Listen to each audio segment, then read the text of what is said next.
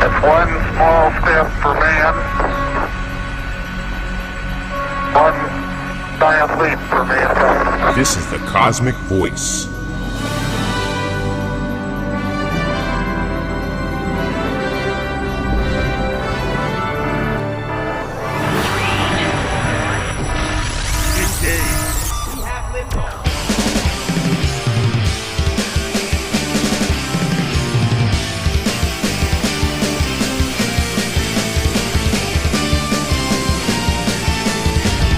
Cosmick Voice.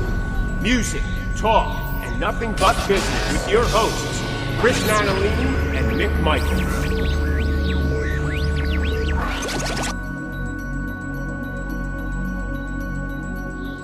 Hello, everyone, and welcome to the Cosmick Voice. This is Season 7, Episode 15. I am here with my co-host, Chris Natalini. What's up, everybody? And I am Mick Michaels. Welcome back, everyone, to another show. Chris, how are you, sir? Mick, I'm doing okay, man. How are you? I am good, very good, and good. Lots of good going on today. Lots of good. Lots of good. What are you up to, man? What's been going on? Nothing, man. Nothing. It's been pretty quiet, but at the time of recording this, everyone has been ill. My band has been down and out. I have been down and out. It's actually been on and off since the holiday, honestly, since Christmas. I can't shake it, although there are many people who can't shake it. I'm not even going to include you because you're healthy and dumb. Vitamin C and a black tea every day. That's it. Shut up. That's what it does, baby. I don't like you people that don't get sick. My wife is the same way. She'll get sick for like 2 days, and then she's like, "Oh, I'm better." I'm like, "I've been coughing since Christmas." It's ridiculous. Anyway, there is a lot everywhere. I mean, I'm not kidding you. Dude, everybody's sick. There was even a small rise in COVID the weeks following the holiday, which was completely odd. But I don't know what's going on. I don't know if it's just a major change of season. People's immune systems are not catching up. I mean, it is common after the holidays, statistically, because you're getting together with people you haven't seen regularly. You're hobnobbing here at this party, that party. Kids are home, whatever. I don't know. But you're right. It has lingered. And it has, man. It has. And it's knocking people out like one at a time. It's like boom, boom, boom, boom in a row. So it's been a cold winter here. It's been much colder than it has in previous winters. In terms of temperature, we've been in the 20s consistently. And I know if, somebody out in Fargo, North Dakota, or wherever that is, they're going like, yeah, like you're kidding me? Like 20s, like summertime. But for here, that's just not something we're used to consistently. Right. We've even had, single digits and below for days, which has been kind of odd. So yeah, I don't know, man. Like I just, I feel like, when someone gets sick, they go, "Oh, I'm sick," and then it passes like my entire circle of people I see on a regular basis, including my band. Like every day, it's been a text message of going, "Oh, got it." You know what I mean? Like it's just been, and we're just like, "How's everybody feel today?" And everybody's kind of like, I still got the cough. Or listen, I'm not a doctor. I just play one on a podcast, but I'm telling you, that's it. Vitamin C in the morning, vitamin C at night, and at least 1 cup of tea during the day. And it helps keep you running, keep you balanced. You said black tea? I used to do a lot of green tea, but I'm more into black tea these days. I don't put any milk or anything. I kind of just drink it straight. Yeah. It seems to work for me. I have not been drastically sick in, like 15 years. About 15 years ago, I started doing the tea every day. Every day. I used to do tea before, but I didn't do it as regularly as I do now. I think that's about when I got into the whole vitamin C thing. I didn't do vitamin C as often. I started doing it just in the morning, then I started doing it at night. It seems to kind of level out my system. I'm not into masks and putting on, the boy in the plastic bubble suits and all that kind of things. So I just figure, well, I'll just take some supplements and fend it off. Like we did back in the 70s and 80s. Well, we took Flintstones, and that's why our generation is much stronger, because we took Flintstone vitamins in the morning. I think I ate them just because they were like good candy. I didn't know that they were... Oh, dude, please. Please, I need a whole bottle. What happened to all these? I don't know. It said take one. Oh, I thought you meant take one whole bottle. That's right. I thought the bottle was mine. I thought each of us were getting our own. But yeah, man, other than that, nothing, man. Nothing at all. We've been talking about it on the podcast lately, especially this season. Shows are few and far between. And unless you're paying for them. Unless you're paying for them. That's right. Which we don't judge, whatever. I definitely do not judge somebody for doing something that if I could, I would. Depending on the situation. Listen, I don't know even if I could that I would. I'm not positive. No, really? I've been like, would I pay just to be on shows? Well, as I've stated many times before, I just don't like paying for anything if I don't have to. Well, yeah, but not necessarily shows. Would you do a tour? Because I know our last episode we did, like pay to play, which we both decided, we wouldn't do. But if it was like a tour, like a tour, like would you do it? I don't know. This band over the past 15 years, we've been confronted a couple times about buying on a tour. Some half decent. There's been some names. I'm not even sure who these people were. Of course, that's like immediately you just kind of check it off like, nah, it doesn't seem to float here. But there's been some names that I've been familiar with, and I'm like, I don't. And you can go back over my schedule. I didn't do them because I'm not one to. Listen, I'm not a fan of paying for somebody else to get rich. I know that sounds terrible, but by that I mean they do nothing, I do everything, and I'm the one that has to pay. I mean, our life's already structured like that. People go to work and are busting their stones and are underpaid, and, we can go on our soapbox and complain. I don't want to do that with something that I love like this as well. And I've always said that if you're going to spend that kind of money, then do it on your own. And I've done that. I went to Europe. I went to the UK twice. I've done a Canadian tour. I've done US tours. I haven't been doing much of that in the last couple years, even though last year I was in Canada and the year before that I was in the UK, but they're getting less and less for a lot of reasons. One, we talked about this before, they're way too expensive. If they're too expensive for me, what would I be paying to be on a tour? You know this. There's some local bands that everybody knows is paying to be on tours. And I don't know how people really, in their heart of hearts, feel about those type of bands. Like, on the surface, everybody's, this is great, you're doing fantastic. But are you really?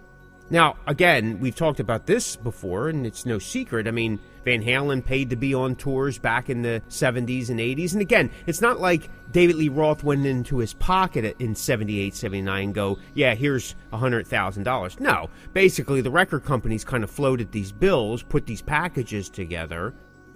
Peter paid Paul to rob Mary, to pay somebody else. I totally get all that, right? So it's all this paper trail, but the artist, either one, has no idea that it's happening, or it's not affecting them directly. It is, right. But a lot of people feel, well, if I didn't put my hand in my pocket, I'll just work it off.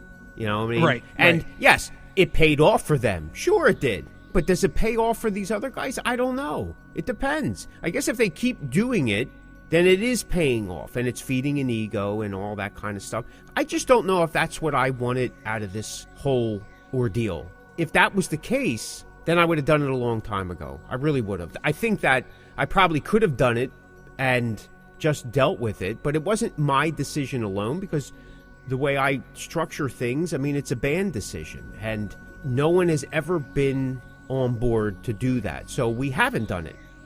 Now, like in our last episode, we've done ticket sales. We do that all the time. Do you look at it as pay to play? Well, that's your decision.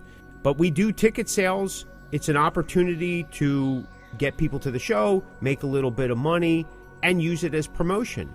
If you're just paying to be on a show, I mean, I guess you can do the same exact thing, but where do you get money back at? Yeah. Because the other thing that we talked about this before, because I've seen some of these numbers as the packages have presented to me, and I'm sure you've been aware of it too. It's like you're paying to be on these shows, but you're not paid. Sometimes there is no backline for you in most cases. There is no travel expenses. Right. There's no lodging provided. There's no traveling accommodations. There's no food. Now, maybe there's some food in the back of the show that you may get some, or you may not. I mean, a lot of times you're not. Now, maybe if you have a direct contact with the band that you're paying to be on, well, yeah, maybe you do have something. I don't know. But for the most part, now you're talking, you paid out this whatever. Let's just say the number is $2,000. We'll keep it simple. $2,000 to be on this tour. And let's say the tour is 10 shows. But if you then do the math, each one of those shows to get to, for lodging, food, travel, just say each show costs you, if it's in a decent run, right? So you're not going from Philadelphia to LA, back down to Florida, then all the way up to Wisconsin, right? Then down to Texas. But let's just say you're just driving an East Coast tour. Say it costs you $500 for each show. Well, I don't have a calculator in front of me. 500 times 10 shows is 5,000 it's costing you. And it cost you $2,000 to be on the show. Now you're at 7. We haven't even factored in you buying merch. And your hope is, so you break up those 10 shows out of the $2,000. That's $200 a show, $500 to get to here. Now you're into each show for $700. That means you have to sell, to come out on top, at least $1,000 per show to make the $300 to pay back your other things, so that at the end of the tour that you just spent, now we haven't even worked in merch prices, but let's just say you're already $7,000 in. Let's just say $8,000 in, and that includes some merch, and that's low, especially for a big tour like that. You're making $300 a show for 10 shows. You made $3,000. You made $3,000 back, but you lost $5,000. Right. So tell me how that's benefiting you. Now, again, these are all hypothetical numbers. Yeah, of course. But I'm just giving you based on some of the packages that I've seen. And you know what? Chances are that 500 travel and lodging and food and incidentals and gas and tolls and so on and so forth, given today's standards, that may be a little low, maybe super conservative. But I'm just giving you easy numbers because, again, I don't have a calculator. I'm not a mathematician. I just pretend to be one on a podcast. It's a lot of pretending on this podcast. Earlier, I was a doctor on a podcast. You're a doctor now. That's right. Now I'm a mathematician, and then later I'm going to be a music expert, and who knows what else. By the end of the show, I'm an expert clown. I've been an expert clown for a lot of years. So anyway, I mean, like, if you're okay with that, man, then do it, baby. Do it. But I personally think that you could probably do the same thing. By yourself. Yeah. Is it harder?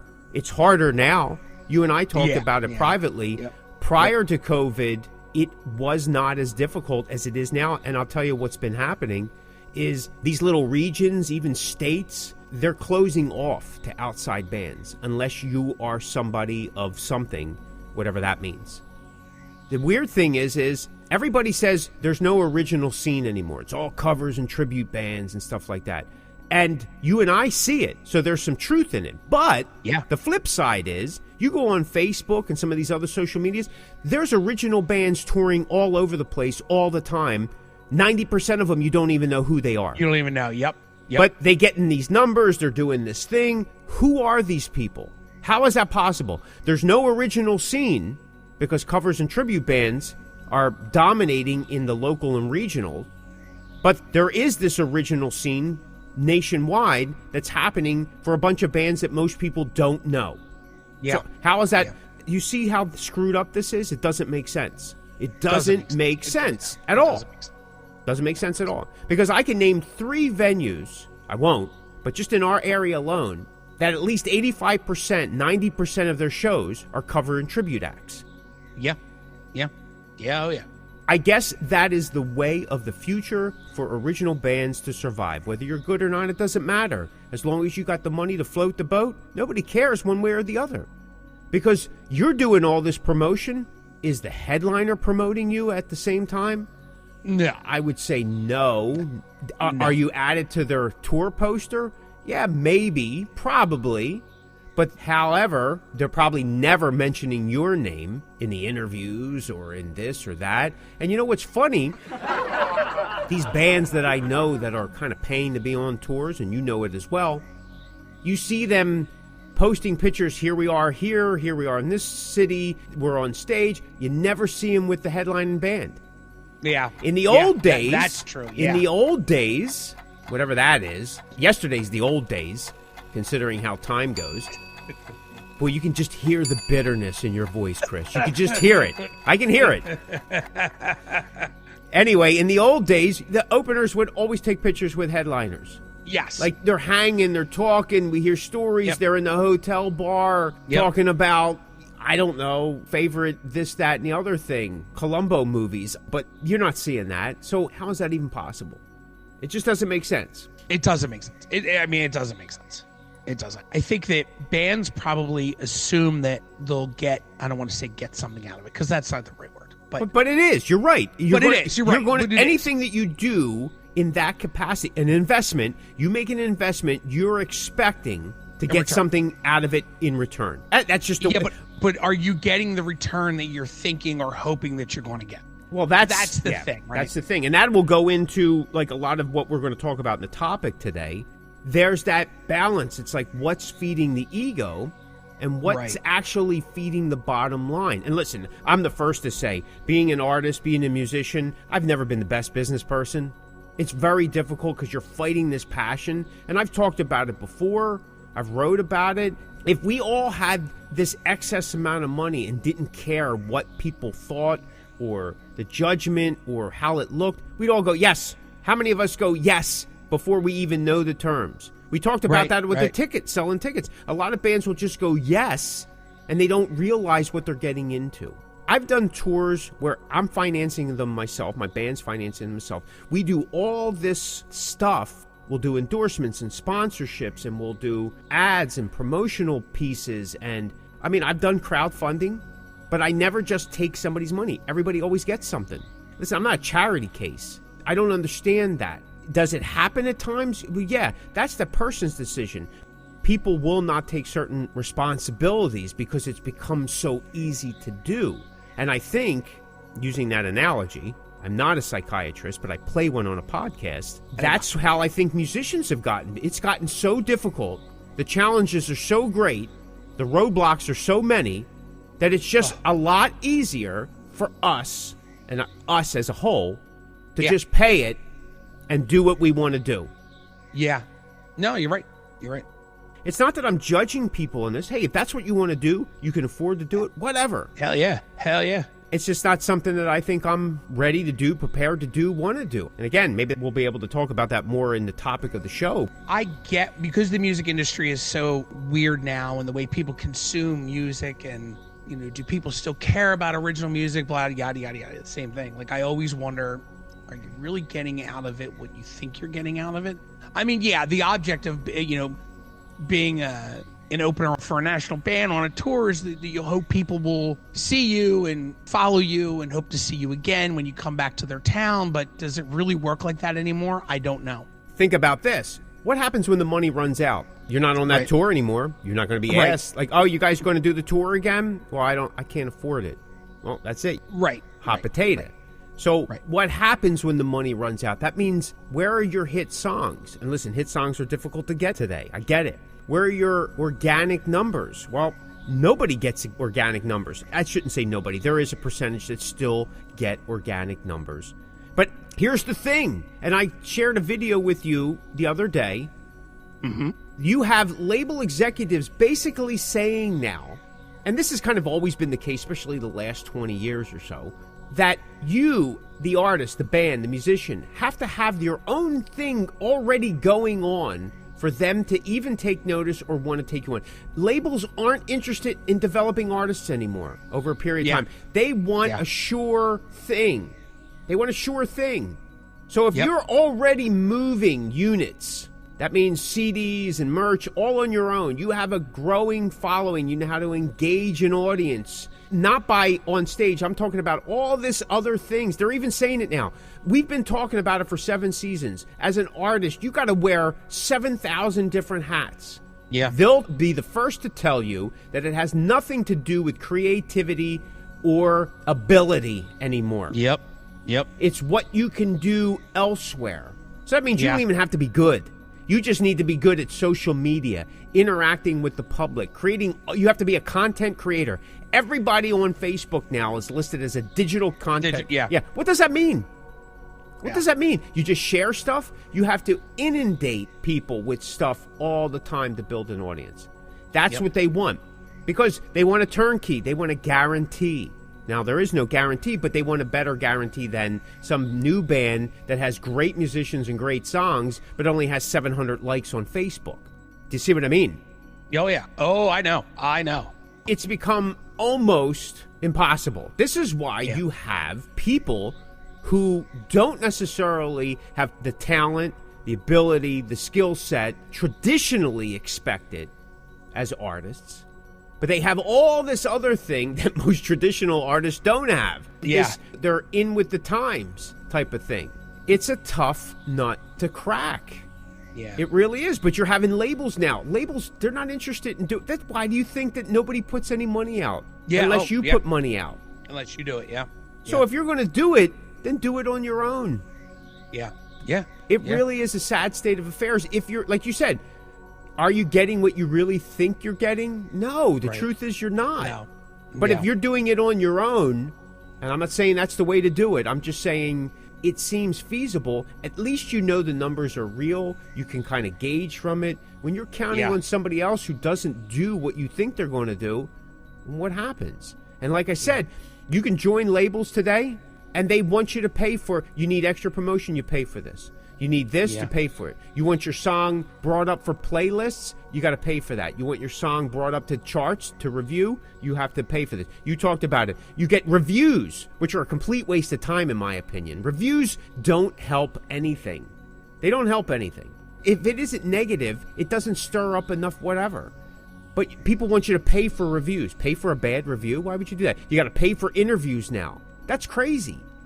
Rolling Stone would pay people, pay the artists for their time for interview. Now, did they get big money? Well, some got good money, some didn't. But the point is, you're paying the person that's going to bring in readership. Not the other way around, but that's what's happening now. We talked about it with Decibel Magazine. Listen, it's a cool magazine, don't get me wrong. You want to be in it, but there's so many bands that are, who are these? Decibel Magazine isn't, they're paying. They're paying. That's what I mean. Everything's pay, so what's real? What happens when the money runs out? Everything stops. Just like anything. Yeah, I can't pay my rent anymore. Well, you don't have a place to live. That's the reality of this business. Yeah. You can't sell tickets anymore. Venues don't want you. You can't draw crowds anymore. Venues don't want you. You can't pay to be on tours. The tour don't want you. What are you going to do? What are you going to do? The more artists that embrace that model, the less of an opportunity it's going to be for people that, one, can't afford to do it. Right. That don't want to do it. That don't deserve to have that done. But we've seen it. We've experienced it. We've seen the injustice. And like I said, Chris, you're very bitter today. I can hear it. Well, you know, man, like I'm just fed up, you know, it gets to me after a while, you know, it's, we're all out here trying our best and we just get in roadblocks. We are. C-blocking, they call it. C-blocking. They do. Yeah, they do. They do. It's Ross the Boss. Take it down. Johnny D from Brittany Fox. Stephen Pearson from Rat, the Rat Bastard. You're listening to the Cosmick Voice. Well, let's see if we can get to the topic and have something positive to say. So the topic for this episode is making the right decision for your band, especially when it counts. Making the right decision for your band, especially when it counts. Well, I'll be the first to say, given the statistics and where I'm at and how this conversation is going, I guess I haven't done it. What do you think, buddy? I think, you know, we touched on it, right? Like talking about this whole pay to play and paying for, you know, tours and, you know, again, you know, you and I just offer advice and advice from our own experiences. You and I just try our best to be informed and pass on the information and try to help. We don't judge for bands that want to do what they do, whether they listen to us or not. Although if we are right, please let us know, because that's always a nice thing to hear. You don't really know what's right for your band, right? You hope, you try to make decisions based on experience and knowledge and what works and what doesn't, or maybe, you know, what you think will work or what you don't think will work. You know, it's one of those things. It's just like life. Like sometimes you just got to throw it to the wall and see what sticks. I've been pretty lucky that I've made, I mean, don't get me wrong, I've made bad decisions too, but I've always tried to make good decisions for the band. Has it worked? Yeah, it has. Has it always? No, it hasn't. But it's helped me later on down the road. Like, I think even when we had our interview with Pam on a couple of seasons ago, we talked about it with her, like, even the bad decisions that you make, sometimes you just try to pull out a smidge of positive out of it, or, you know, a lesson that's learned from it, and you apply it to something that you want to do down the road. You always want to try to make the best decision for your band. You do, even when it comes to songwriting. I've waved the flag for many years just because I'm a singer in a band and I'm the main lyric writer doesn't always mean that my stuff is going to work or there's not something better. I always say, do what's better for the song. If someone comes up with something better, then let it go. Don't be married to everything. Although I understand a lot of people do get attached to things, but sometimes you just got to do what's best for the song because that's what's going to be what's best for the band. So, it just kind of comes around. But making decisions, what's best for the band, I think it's one of those things that you have to discuss it with the other members of the band to decide on what is best for the band and make that decision. Sometimes you're going to be wrong. Sometimes you're going to be right, but you got to do it and see what happens. The worst case scenario is you waste your time, right? I mean, that's just the worst case scenario. I mean, we could sit here and say we waste money, but honestly, we waste money every day. If you're going to your local coffee joint and spending $5 on coffee, well, you're wasting money there.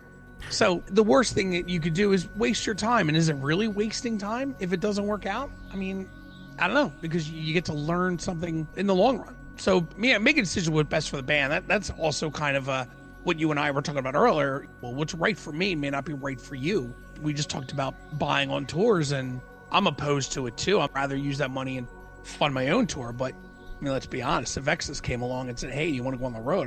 I'll sell my house if I have to. Like, it's one of those things. Because I'd make that decision based on what's best for the band. I think the hardest part is trying to make decisions. Everybody kind of has a different opinion, and some people are a little more cautious, and some people are a little more gung-ho and, running headfirst into things. And you just kind of have to have a discussion, and you have to be open with each other and honest with each other, especially if you're in a band situation. If you're just a solo artist, and you can pretty much do what you want to do. But when you're in a band like Mick and I, especially with me, and in the current project I'm at, we do spend a lot of time discussing decisions. I mean, down to the smallest decision. Is it time consuming and annoying? Yeah, sometimes it is. But you know what? At the end of the day, when we all come together and we all have a conversation and we all talk it out about how we feel about certain things or, our own opinions. And sometimes you got to give up and just let the other person have their way and just kind of hope for the best. And if it doesn't work out, then it doesn't work out. But you definitely want to do it as a team, in my opinion anyway.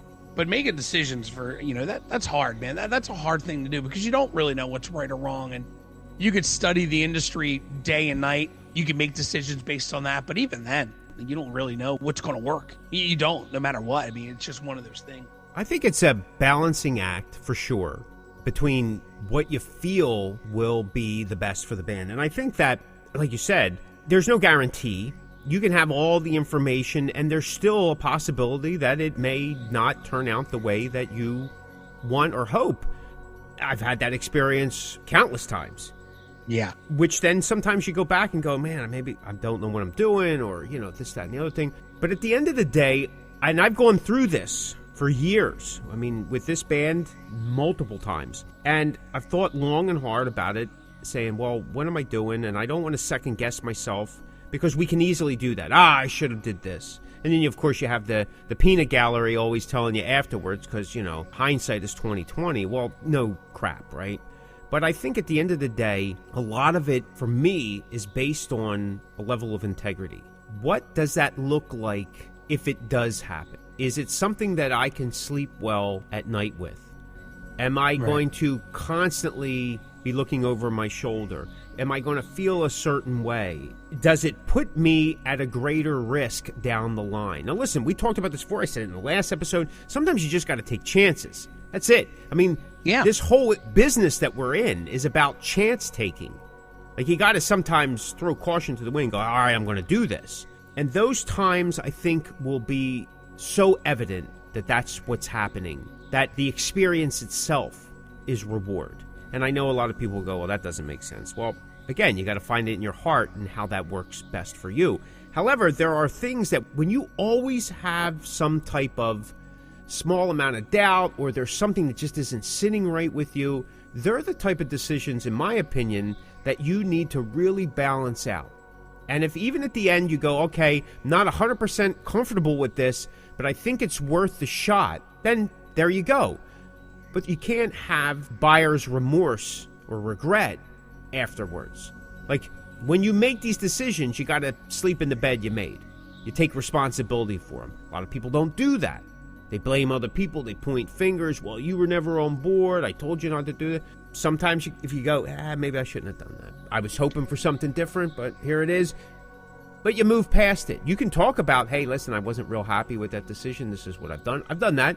There's albums that I released with singers on it that I didn't want to do internally. Yeah. I talk about it now, but at the time we didn't. Internally, I was completely against it. I said, let's hold off. But decision was made. We're moving forward with the album, and I supported it 100%. When the time came, I wound up pulling the album later on down the line when it just didn't feel... So we gave it a shot. I gave it 100%, but it didn't pan out. I took responsibility for it, but then I also worked towards trying to mitigate some of that so that we can move on, move past it, or flip it, which, in my opinion, I feel that we have done it. But listen, not every decision's going to... I mean, look, if every decision was a positive, I wouldn't be... Again, we've talked about it before. I probably wouldn't be doing this podcast. I'd be doing something else in the industry and not this. I mean, you know, honestly. And it has nothing to do with that this show is terrible or what am I lowering my standards? No, I mean, that has nothing to do with it. I'm very proud of the show. I'm glad that we have done it. But I think that if I was a super, super successful in terms of what society deems as a super successful artist, I wouldn't be doing this podcast. I wouldn't have the time. Right. That's just the reality of it. But here we are, something else, right? And this is the way it goes. You are listening to the Cosmick Voice with your hosts, Chris Natalini and Mick Michaels. I think that a lot of the decisions that I have made has been based on, like, can I sleep with that at night and long term? Hence why I don't think I ever fully picked up on those ideas of buying on a tour package, because part of that doesn't sit well with me. Like, my model is not to make other people wealthy in this. I want to help other people's careers if I can, but not at the sake of mine. That's suicide, in my opinion, for your career. And at the end of the day, it's what you're trying to do. Like, everybody says, oh, you got to support the scene, you got to do that. Yeah, but I can't afford to be at a club every night supporting other bands. It's not feasible. It doesn't make sense. Then when will I do my stuff? Right. You know, Mick, not to interrupt you, I just wanted to give two quick examples while they're on top of my head. You know, when it comes to trying to make the best decision for your band. So the current project I'm in, we had a chance to go to Ohio to do a show with a smaller national. And we had been at the venue before. We had a great time the last time we were there. And I was like, you know what? Yeah, let's hop on this one and just see, you know, yeah, let's hop on it. In my head, I go, worst case happens, not a great show, but at least we're playing this club again and we're getting out there and we're getting in front of people. Okay. So we take the show and it was a complete disaster. We played literally in front of no one. Like, we literally played in front of the people that came with us at the national that was going on, because they played in front of even less people than we did. Complete disaster. So, you know, we drove home and, you know, we talked about it and we were like, well, you know, we probably won't be doing that again unless there's certain things in place that we're pretty confident about. Okay. So that is something that we did. You know, we took a chance. We believed in ourselves and we thought it was going to be good, and it didn't. And that was one of those things. And then over the summer, I saw this show come about close to our home spot, and it was with a national, and I knew we were going to have to sell tickets, and I can't tell you the last time I sold tickets. It's been a long time. But it was a good opportunity for us. So we talked about it, and we said, you know what, let's try it. Worst case scenario is it doesn't work out. And we took the show, and we sold tickets, and the show was actually really, really well. We got a lot of good stuff out of it, got some good experience, you know, met some people, got to be in front of some people who've never seen us before, sold a decent amount of merch. So it's one of those things where you never know what's going to happen. And sometimes it's not your fault because you've done all the things right, but sometimes it's just the way the universe works. When we traveled to do that show, the planets didn't align. When we did the show pretty recently, in the past couple of weeks past, all the planets aligned. Was that show perfect? No, not by any means. But it was a chance that we took, and it worked out. And when we did travel and show, that was a chance we took, and that didn't work out. Sometimes you just got to go, screw it. Let's just do it and see what happens, and be okay with if it fails. And then when that traveling show failed, we all looked at each other and went, okay, so we won't do that again. And that's okay. Unfortunately, you know, we wasted money because we had to stay overnight. But you know what? We were all away. We all hung out. We all got to eat some food we normally wouldn't have eaten because we were in another state. And just we had some experiences, and we all got a little time away from our homes and our everyday. So, but there were chances that we took, and it worked. Well, one worked, and the other one didn't work, but that's okay. You can kind of balance certain things out, and there's like a level. Listen, loss is loss. And right now we're talking about loss in the context of money or opportunity. We're not talking about life loss or anything like that. There's levels of it. There's a little bit of this. It's just some time. Maybe it's not like we went into debt for it or something like that, or we're going to be paying for it much later. And that's okay. I mean, again, you just need to be aware, and that's a balancing act. You need to be aware of where your comfort zone is.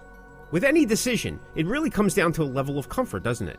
Yeah. If you're comfortable spending money, well, then there you go. If you're not comfortable with spending money, well, there you go. Right. Recently, we were offered to play a festival overseas. Also put a small tour around the festival. People would have assisted us and stuff like that. And, that first hour or two of making the contact, you're kind of excited. It's like, oh, wow.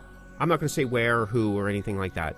You get excited. Then when you sit down and you start doing the numbers, and you start putting in, as we talked about before, what touring now costs. Even if you're getting certain ends covered, there's still a certain amount that has to be justified. And then you have to take the climate today, the traveling climate, the world climate, where you're at, what you're doing, who you are, so on and so forth. And that's something else nowadays that has to be factored in, I strongly believe. This is why you will see many bands not touring overseas one way or the other. There's just a lot of... But then after doing all the stuff and talking to the band and then talking to some other people, it's like, as exciting as this would be, and it's like, how many times are you offered these, especially bands at our level, how many times are you offered these type of opportunities? Yeah. Very rarely. Honestly, let's be honest, very rarely. But the decision was made that we were going to pass on it. Yeah. And that's it. Believe it or not, that's just the way it is. Like, do you think every so often you go, yeah, well, maybe I could have, But then if you're looking for that balance and you find that there's levels of uncomfortableness, if that's even a word, then you're like, maybe this isn't the way to do it. Of course, anything new is uncomfortable until you feel good with it, right? You got to learn the dance steps and all that kind of stuff. But I'm thinking long term. How does this benefit us when we get back or when we're there? Like, are we covering all our bases? Anyway, doing the numbers, being aware of what the situation really is and how this could pan out, it just was decided not to do. And we're okay with that. If you're in the mix, doing what you can do, making the best effort, opportunities will arise. They may be less. I see less opportunity coming these days than I did pre-COVID. Yeah. Because things have changed. I've changed. It's 5 years later. I'm older. The band is older. Things are way different. And as I talked about before, we talked about it on the show, I mean, I'm at the other end of the career now. There's a whole different ball game for guys like us. I think that was a movie, wasn't it? Guys Like Us? It was. You have to come up with different things. Your opportunities are going to be different. The deals are going to be different. You have to find other and alternative ways. So my opinion is, if you're comfortable with it, go with it. If there is some level that you're not, you either try to remedy it, come up with a workaround, not do it, or grin and bear it. What do you think, bud? You got anything else you want to add? It's just one of those things that, we talk about all the time. It just depends on how you feel and if it makes sense for you. Because what may make sense for me may not make sense for Mick. So it's one of those things that you just kind of have to figure out and be okay with it not working out if it doesn't work out. That's it, man. That's it. There are a lot of times that I go through the day going, I don't know what I'm doing. I think I know what I'm doing. The day before I thought I knew what I was doing. Today I don't know what I'm doing. Should I be the one doing this? I don't know, but I think having those type of questions is actually a positive. It keeps you on your toes. It keeps you accountable. It keeps you responsible. And it keeps you honest. Because as I've talked about before, there's a lot of lack of, I should say, integrity and character in this industry. Everywhere, actually. But this industry, you see it quite often. They will literally chew you up and spit you out, and you're done. And if you're not paying anymore, you can't deliver, nobody wants anything to do with you. Very seldomly ever any second chances in this business. Most contacts nowadays, you're lucky you get 6 months out of them, whether you're having a working relationship, until somebody falls off the wagon, ghosts you, tries to stick it to you, comes up with some other thing that you did that you didn't do. It's just part of the game. Look for balance, look for a level of comfort. Does it work for you? Then go for it. If it doesn't, move on, see what else happens. If you like that episode, check out some of our other episodes at www.thecosmickvoice.com. Step into the Cosmickverse and fill that void. Thanks so much for listening. This is the Cosmick Voice. If you have a question, a topic idea, or something you want us to address, just contact us through our Facebook page at The Cosmick Voice. You can listen to The Cosmick Voice at Spotify, Breaker, Apple, Google Podcasts, Radio Public, Pocket Cast, and at thecosmicview.com. Check us out on Facebook at The Cosmick Voice. All right, folks, that's going to do it for us. If you're hearing this message, you've listened to the entire episode. And for that, Mick and I would like to thank you from the bottom of our hearts. And we hope you enjoyed this new episode. And if you did, please leave us a review on Apple Podcasts and Spotify. Also, feel free to let us know what topics you'd like to see covered in future episodes of The Cosmick Voice. And you can get in touch with us through thecosmickvoice.com and, of course, all of the Cosmick Voice social medias. Take care and be safe. You're listening to The Cosmick Voice. Music, talk, and nothing but business.